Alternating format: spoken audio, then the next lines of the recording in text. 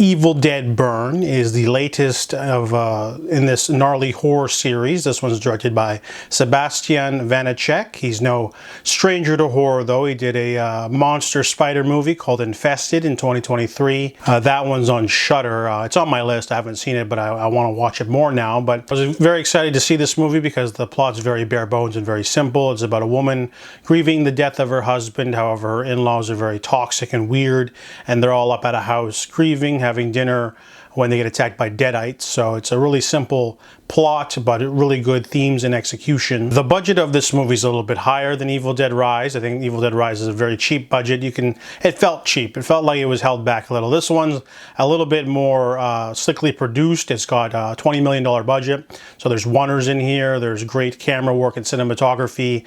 Really great usage of dutching the camera or floating camera.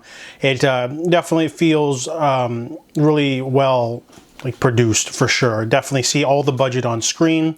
A lot of practical gore, really good set pieces. So the main plot, we're following Alice. She's a woman who gets in a verbal fight with her husband Will, and he leaves angrily in his car, and he gets into a road accident with a Deadite from Evil Dead Rise. So there's a connection there. And a year later, they do the funeral, and they have the sort of thing. There's like I don't know if it's a second funeral or it's like I went to the washroom.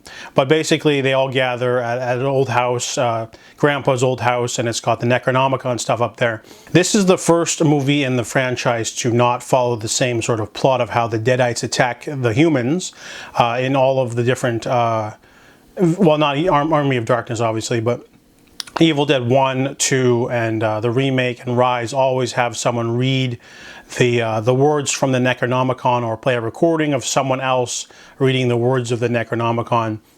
This movie doesn't have that sort of entry point to have the Deadites. Instead, when Will is killed, one of the Deadites sort of passes on a Deadite to him, and then he sort of is the main figurehead Deadite, and it starts to infect the other members of the family, starting with the father. So there's a very tense dinner scene, and then all hell breaks loose, and we get some new sort of threats. There's some really shocking stuff. A lot of reviews said that the movie doesn't have a really good humor, but there is a great scene with Grandma. Grandma has dementia in the film, and it really adds a nice sort of element. They don't really make fun of her, but it's just more of a extra, layer of burden in a very tense situation. And the movie is very visceral in that regard, where the Deadites aren't calmly talking all the time. They do try to get you psychologically and verbally and hurt you emotionally, but it's mostly frenzied attacks. They literally just run at you and grab you and shove you through a wall. And since they're in an old decaying house, there's some people really get physically slammed around. Like this one lady gets kicked into a wall 6 times, and there's a lot of physical violence on both sides of Deadites and humans.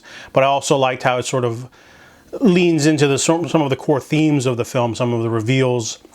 The toxic family is just another layer of scariness. Even if you took out the Deadites from the movie, it would still be an uncomfortable situation for Alice as she's trying to she sort of gets cornered by the family because they want her to continue running the club restaurant after the passing of her husband, and they want her to they kind of want her there, but they don't want her there. It's kind of a weird situation. So I really liked how it sort of compiled everything together for an ultimately uncomfortable situation, and adding supernatural demons to the mix really makes it, really adds a lot of layers and complexity to the whole thing. So there's a lot of other stuff going on.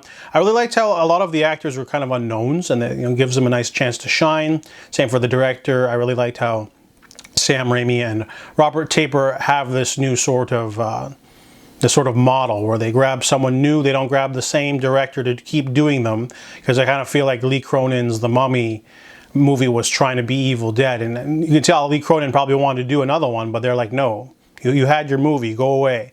We get a different director each time, someone new, someone fresh, to add a sort of uniqueness to the next installment of the movie franchise. So Evil Dead Burn's really strong in this regard. It's a really great horror movie, a really great direction, cinematography, acting, gore.